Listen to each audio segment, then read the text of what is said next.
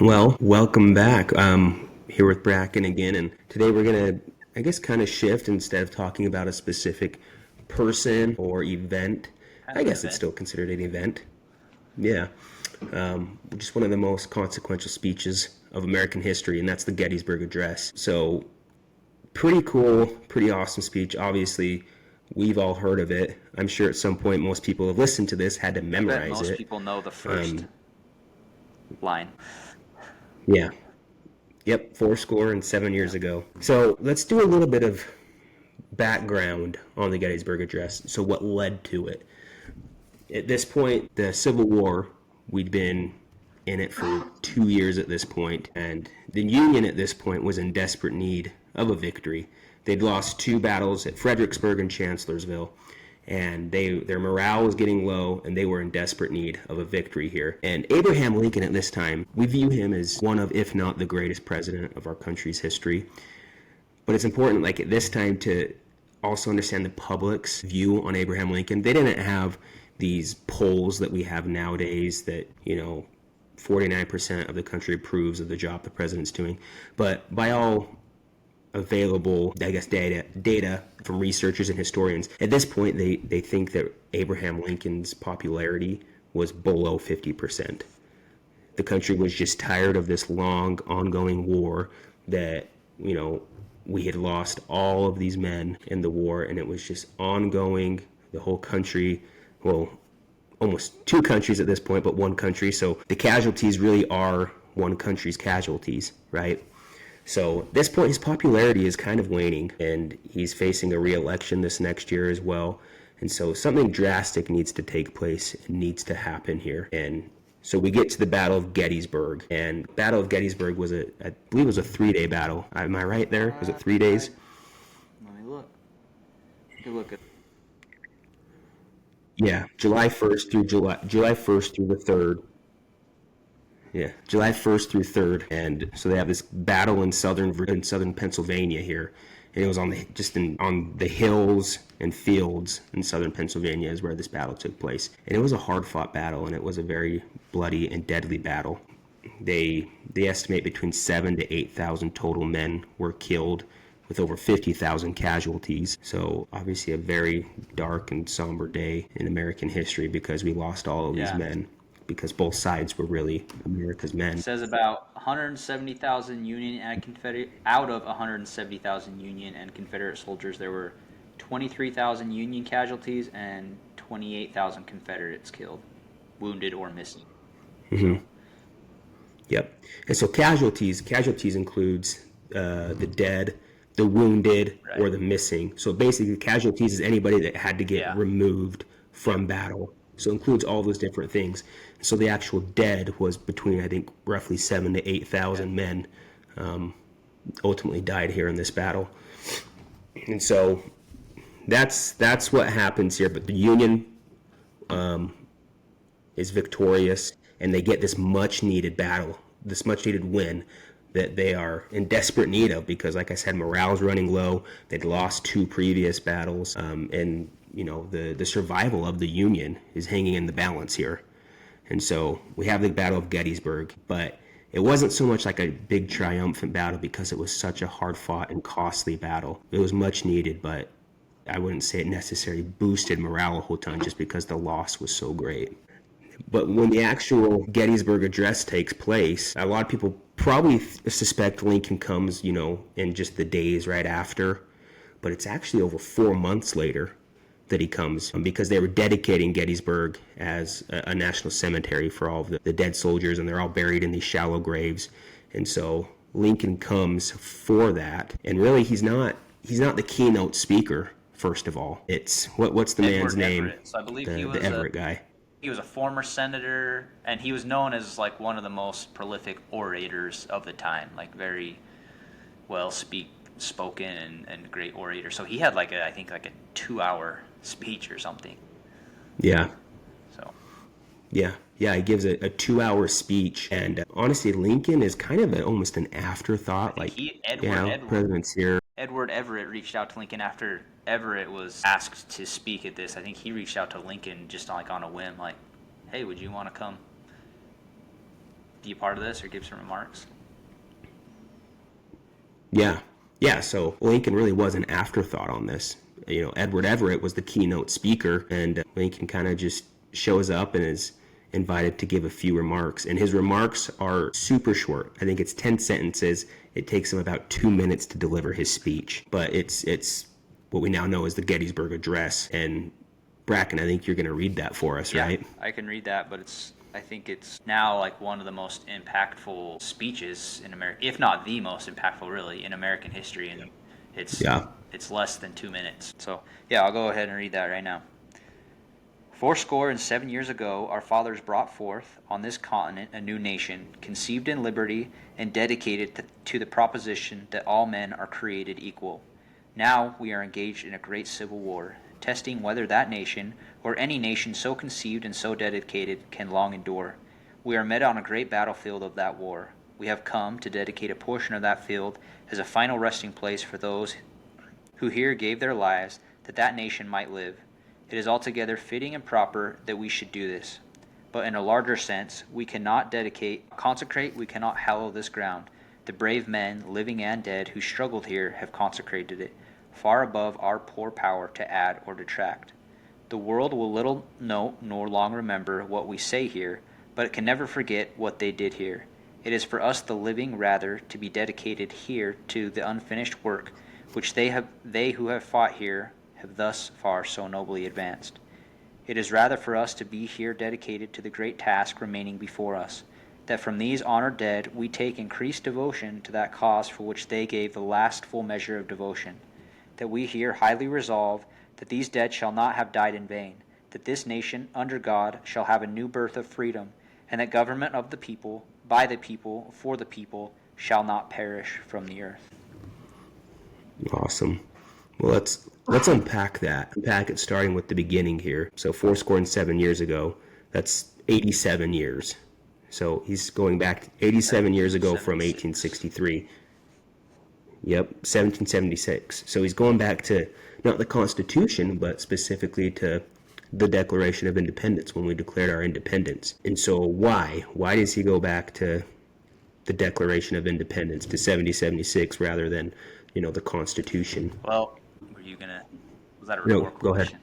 Go ahead. No, I believe, he states right here, he goes back to the idea that Thomas Jefferson wrote, that all men are created equal. And even at the time of the writing of the Declaration and the Constitution, there were still, slaves and men who didn't. Mm-hmm. That wasn't all encompassing, and maybe many believed that it was, but it hadn't come to fruition yet.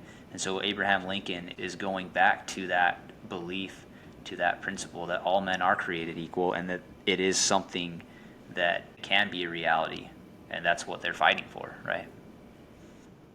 Yeah. Yeah, he wanted to remind America that it was founded on liberty and equality, and not slavery, not division, which at this time, he'd already issued the Emancipation Proclamation, I believe. And, he actually got a lot of criticism from both sides for the Emancipation Proclamation. Obviously, the South, the Southern Democrats, they were against it just because they were pro-slavery. It was their livelihood, right? Yeah. As well, though, abolitionists in the North, who were generally on Lincoln's side, they didn't think the Emancipation Proclamation went far enough. And so at this point, he still has this divide in the country, and even on his own side. And the Emancipation Proclamation really heightened that divide. And so he's just reiterating and staking his claim here that, no, we're a nation that's founded on liberty and equality. And he's reiterating that here, not backing down from it. And that was a radical thing to say in 1863, just because the country was so split over this issue. But yeah, Lincoln planted a flag. Jump into the next part. He says, next he says, Lincoln, we are engaged in a great civil war, testing whether that nation or any nation so conceived and so dedicated can long endure. So what do you get from that? Well, I think, America's independence, the Constitution, it was all a great experiment, right? And it was still very much in its infancy at this time, 87 years, right? It's still an experiment. But I think this was a Yeah. massive test for that experiment, and if the Constitution would uphold, and if a government of the people, by the people, for the people could long endure, like Lincoln says. So I think the Civil War was a great test for that, and I believe that getting rid of slavery was a massive win, right? Like, I don't think that it could have long endured Yeah. had slavery maintained, right? Yeah. No, we've talked about it in past episodes. Abolishing slavery, it opened the way to fulfill that promise that all men are created equal. Again, going back to, I think, God's hand being in this, creating a way that all men are going to be created equal. And the whole world is watching the Civil War at this point. Oh, yeah. And they're watching this experiment still because, yeah, like you said, it's still in its infancy. So if basically America follows the whole experiment of liberty, the Constitution, it all fails as well. The whole world's watching this. And so it's a pretty big moment, and Lincoln steps up. So then comes the emotional core, where he says, but in a larger sense, we cannot dedicate, we cannot consecrate, and we cannot hollow this ground. So at this point, at least the way I'm seeing it, is the men who died at Gettysburg, they've already done that. There's nothing we can do. Their blood gave the place its meaning. Yeah, Lincoln's not claiming the spotlight here. He's turning it back to the soldiers that have, laid down here. It's their final resting place. Yeah, I mean, he talks about that.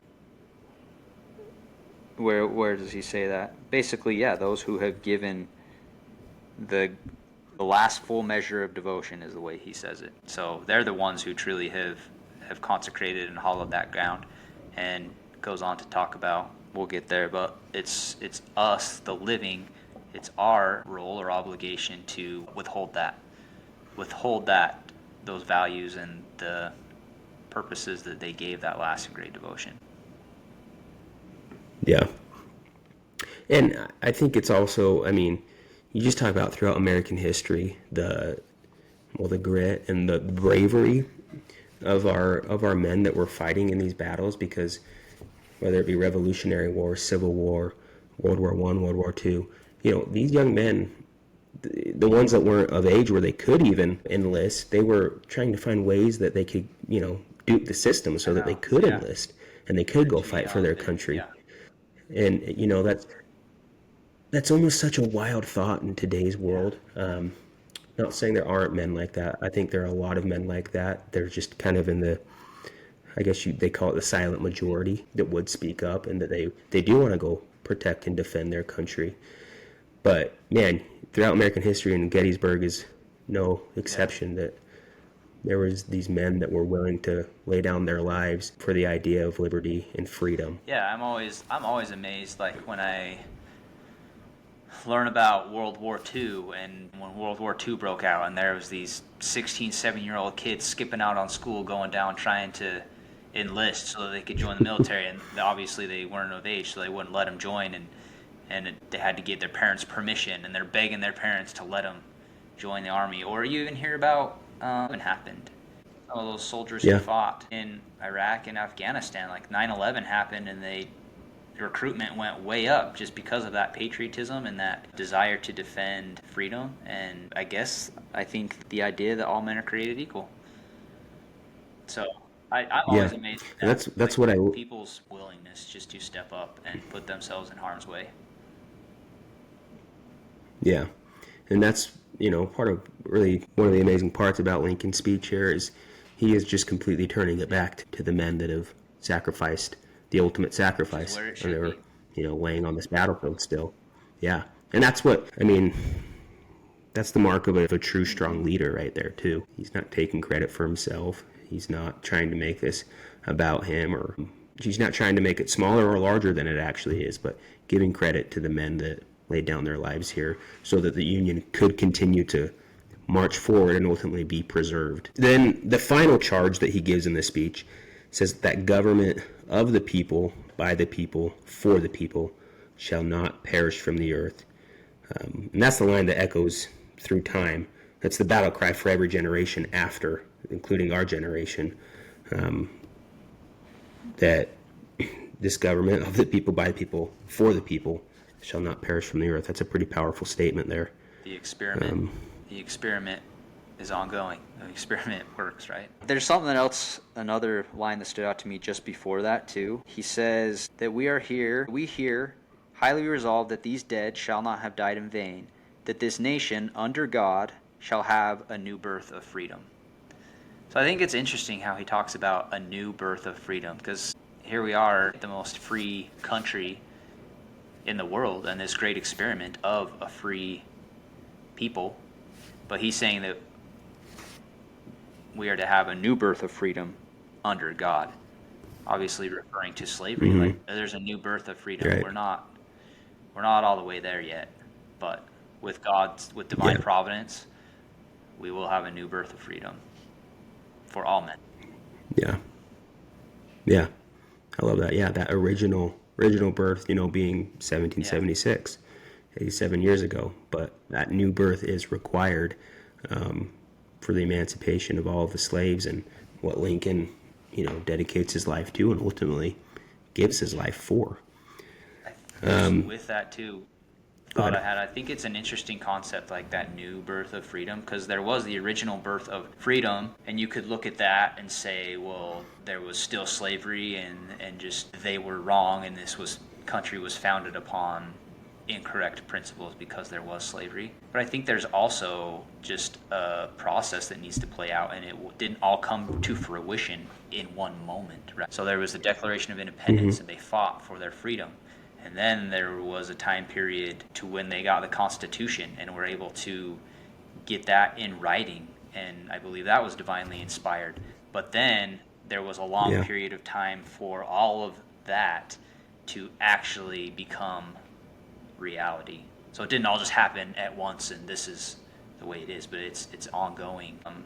So new birth of freedom. I just like that language and that concept. We're still fighting for our independence, essentially. Yeah, and again, we've discussed this many times, that the original founding of the country, we didn't have freedom for all men, for all women. But that's where God's hand became into it, because in our founding document, it clearly gives a pathway for that. And that's where divine intervention happened. And I fully believe that. And so that's what the Civil War was fought over, and that's how we're able to ultimately get to the point where, yes, all men are created equal, because it's in our founding documents, and so you can't really dispute it, right? And so even though we fought a civil war over disputing it, but there was a lot of turmoil that went into it, but that's right. And also, obviously with the Emancipation Proclamation and the Gettysburg Address, it fully evolved the Civil War into specifically a slavery issue, a war on slavery. Whereas before it was, there was a lot of it was states' rights issues and things like that. Lincoln completely shifted it to, no, this is being fought over slavery.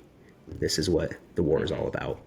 And that's what we're trying to defeat and live up to the promise of the founding fathers, that all men are created equal. So I think it's interesting, though, if we look at kind of the aftermath of the Gettysburg Address, if we look at, I guess, the public's response and reception to it. And at the time, the press was really split on the Gettysburg Address. A lot of northern newspapers, they praised Lincoln's speech, which, was probably expected. But others, they mocked it, and they said it was boring and plain and not very powerful. But that's where we talked about Edward Everett, he was a senator. I think he was also the governor of Massachusetts at one point, but he was the one that was the keynote speaker and gave over a 2-hour address. And I can't remember, I can't remember if you already shared it or not. Him, or what he wrote to Lincoln. But do you have that? Yeah, what he said to Lincoln after the Gettysburg Address. So he wrote. Yeah, he says, I wish that Go ahead. Sorry. No, yeah, he wrote Lincoln after the Gettysburg Address. So he gives the 2-hour speech, and then Lincoln stands up after him and gives a 2-minute speech. But this is what his letter said to Lincoln. He says, I wish that I could flatter myself that I had come as near to the central idea of the occasion in 2 hours as you did in 2 minutes. Just basically acknowledging, I spent 2 hours trying to, drill this idea and point across. and you came in and you just did it in 2 minutes. So you did more in 2 minutes than I could do in 2 hours, which, I mean, that's a pretty powerful statement. Pretty, I think, a humble statement Oh, too, absolutely. Like to make to this somebody was as his well. show, and Lincoln stole the thunder with a 2-minute speech. There's also a quote Yeah. that I thought was interesting by Senator from Massachusetts, Charles Sumner. This was after Lincoln's assassination. But he said, "That speech, uttered at the field of Gettysburg, and now sanctified by the martyrdom of its author, is a monumental act. In the modesty of his nature, he said, the world will little note, nor long remember what we say here, but it can never forget what they did here. He was mistaken. The world at once noted what he said, and will never cease to remember it." So he turned it all to those who fought at Gettysburg and in the Civil War and fought for that new birth of freedom, and basically said the world's never going to remember what we say here. But in reality, this was one of the most remembered and known and memorized speeches in American history, and I think for good reason, because because it doesn't. I mean, it does. That's the word I'm looking for. It does justify the sacrifice of those who fought there, right? Lincoln turned the attention to them, and they gave the ultimate sacrifice. But his speech so much justified what they did that it is remembered. And in remembering that, we remember those who gave the great and last sacrifice. Yeah, and you think about Lincoln in his personal life at this point too. I mean, just the year before, he lost his son Willie, who died. Lincoln himself He died in the war. He's carrying the weight of a divided nation. No, Willie was his young son, and he died of, I think, typhoid fever. I think it was typhoid fever. Yeah, I'll have to look it up specifically what it was, but I believe it was typhoid fever. Yeah, he was young. And so, yeah, he dies in the White House. So Lincoln, that happens just in the last year. He's carrying the weight of a divided nation on his shoulders as well. Lincoln himself is battling depression, and he has no guarantee that the Union's going to win this. And so at this point, like, he is on a personal level. I mean, have you ever seen the pictures of Lincoln before the war and 5 years later? Like, just the stark difference, how much he aged in that, the toll of stress that was on him. Yeah, I probably do. I think that's a good point to make. Like, when we look at history and stuff, we look at in hindsight, it's so easy to like, oh yeah, he was fighting for that, but it all worked out, and he's revered as this great leader, a great American president, and stood for freedom for all. But at the time, like, he had no guarantees that how this was going to work out, right? He was going through so much turmoil, and I don't know. I mean, he died so shortly after the Civil War that he never really saw the fruits of it. He never really got the accolades that he gets now. Like, right? So it's just so different, like, when you're in the moment versus looking at it in retrospect and knowing how it all worked out and the impact that he had. And he didn't have any of that perspective. Yeah, geez. Yeah. So that's on the left is before the war, and on the right, you know, like the time frame between the two photos. I'm looking to see. I don't know if this says it. Interesting to know. I'll look up and see. It just says before and after the war, Well, I'm assuming it's probably photos. I'm assuming it's probably a 5-year span. Dude, like, look at his eyes, man. Yeah, I mean, you just see the toll that took on him. So, like I said, I mean, he had the weight of the world on him at this point in his life. And at this point, too, I mean, he needs to stir the soul of the country. Like, he needs to do something. Because, like I said, morale is low. The country's kind of they're getting tired of this war. Lincoln's re-election hopes are even at stake here, which is wild for us to think nowadays that, Lincoln, I don't know if he should be the guy, because who he ends up running against is George McClellan, which was the first general that he had in the Union Army. And so it's a pretty crucial time for Lincoln. He knows he's got to do something. He's got to unite the country behind him. Who would have thought that a 2-minute speech is what would do it? Yeah, crazy. I think it's cool too, just the simplicity of it. Like, it doesn't have to be ornate or like less is more, like just so simple but so powerful. Yeah.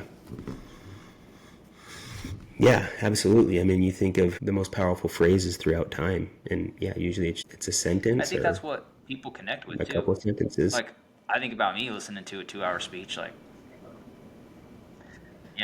after 15 minutes, like, all right, get to the point, kind of thing. So I think people can connect with it, and it's something like we could read the whole thing here on this podcast and discuss it, right? Like, it's just they could print it super easily and people could read it quickly. Yeah. Which, I mean, for me, since I think it was 4th or 5th grade, at least the beginning of the Gettysburg Address, I've had memorized since then. 7 years ago, our fathers brought forth on this continent a new nation conceived in liberty and dedicated to the proposition that all men are created equal. I mean, that short phrase right there, I mean, even as a young kid, I mean, it gets the point across. Yeah, and it's something that people could print, people could read, people could memorize and remember. So I think it connected so well with the country. Yeah. So why do you think, obviously we know the end outcome, Lincoln goes on, he wins re-election, actually wins it in a landslide. He wins it, I think he had 400 and something electoral votes to McClellan's like 21 or something, and then he won the popular vote by 55%. And obviously the Union, we know, wins the war, and we preserve our country. But why today does the Gettysburg Address, why does it still matter? Why is it still something that we should refer to and reflect on in today's world? I think just that first sentence that you just said, like, our country is still rooted in the values that all men are created equal. And I think it's important that we remember that, and that we continue to strive to make sure that maintains, right? Mm-hmm. So I think that it's just a great declaration of what this country is rooted in, and what the values that our country has. I don't know if that's making sense, but... No, I mean, I think Lincoln's words remind us that freedom requires sacrifice, and America's worth fighting for. Whether it's in a war zone or at a local school board meeting, the battle for liberty it's always being fought. Yeah, and it's worth fighting for, like you said. It's worth fighting for, and the idea that we are all created equal, and that we all have that inalienable right of liberty, life, liberty, and the pursuit of happiness. Yeah. Yeah, so my challenge would be for everyone to go and read the Gettysburg Address. Read it to your kids and discuss what it means, what they get out of it, what they think it means, and share your thoughts with them as well. The more that we can inspire and inform the youth of, the foundations of our country, the better our future is going to be, as our young people are more informed and more understanding of the sacrifice that those before us gave. Yeah. I like that. Is that still a requirement to memorize that in school? I have no idea. I don't know. I haven't been in school for a while. Yeah. I don't know. I hope it is. Yeah. That was a really powerful speech, and like I said, as a young kid, I'd had more of what I quoted memorized, but what I've hung on to and still have is what I quoted earlier, which I think is just something that I love, just being able to spout that out. Because it's, I think, just such a powerful line and a cool thing to be able to remember and to reflect on. I remember learning about this in school. I don't know if we ever memorized it. I can't say that I have it memorized. I think as a kid I knew 7 years ago.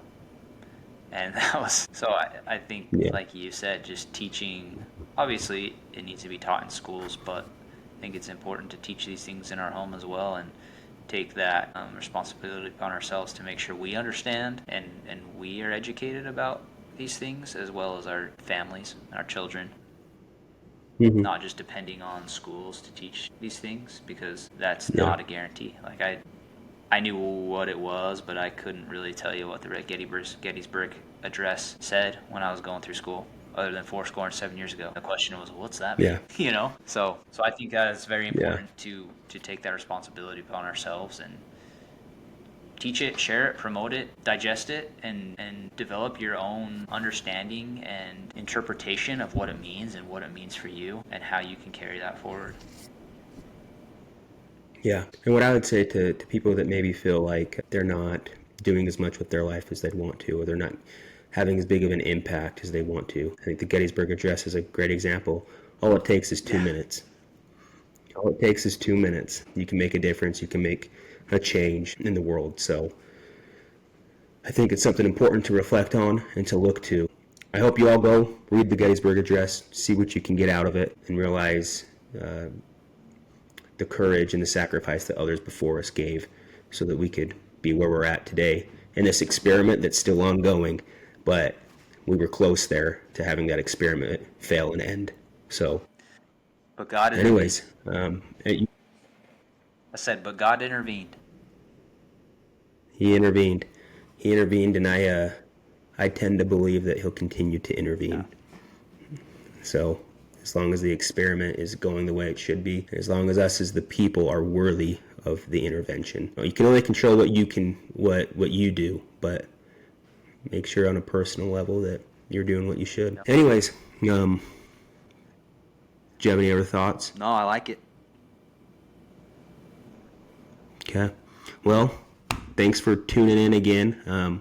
Go ahead and subscribe, whether Apple Podcasts, Spotify, or YouTube. Subscribe to us, give us a like or a share, and until then, it's United States of Grit.